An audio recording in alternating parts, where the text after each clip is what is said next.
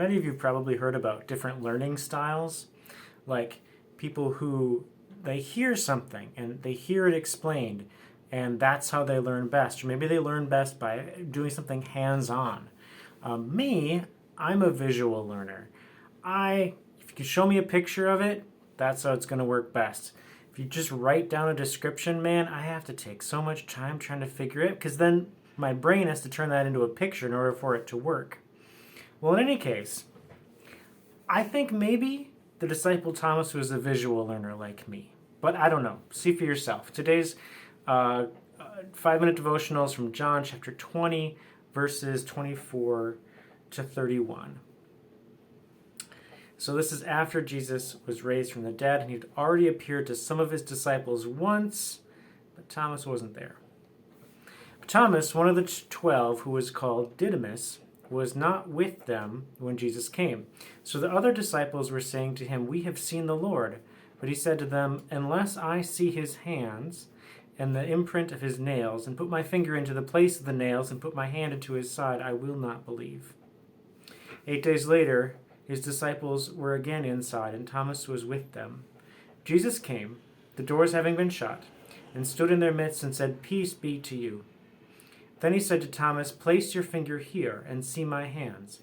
Take your hand and put it into my side, and do not continue in disbelief, but be a believer." Thomas answered and said to him, "My Lord and my God." Jesus said to him, "Because you have seen me, have you now believed?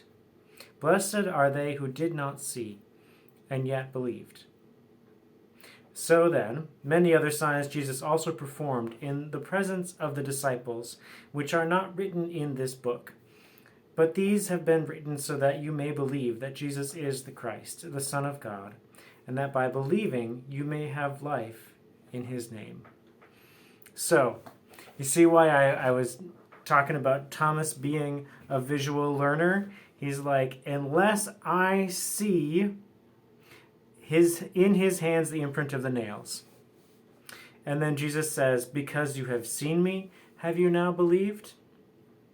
So the one thing that I want to point out first of all is that Thomas needed something from Jesus in order to believe in the resurrection, and Jesus gave it to him. Jesus gave him the evidence that he needed.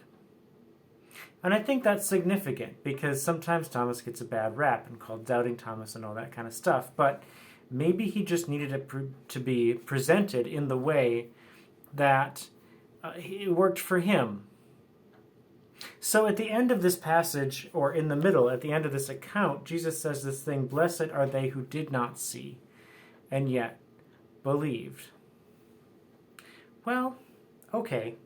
I mean, we can kind of take that and be like, oh, sure, I guess Jesus isn't going to do for anybody else what he did for Thomas. But I don't think that's what it's saying. I think Jesus will do for you what you need.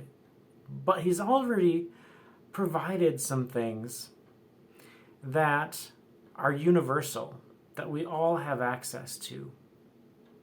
One of them is in this very next section.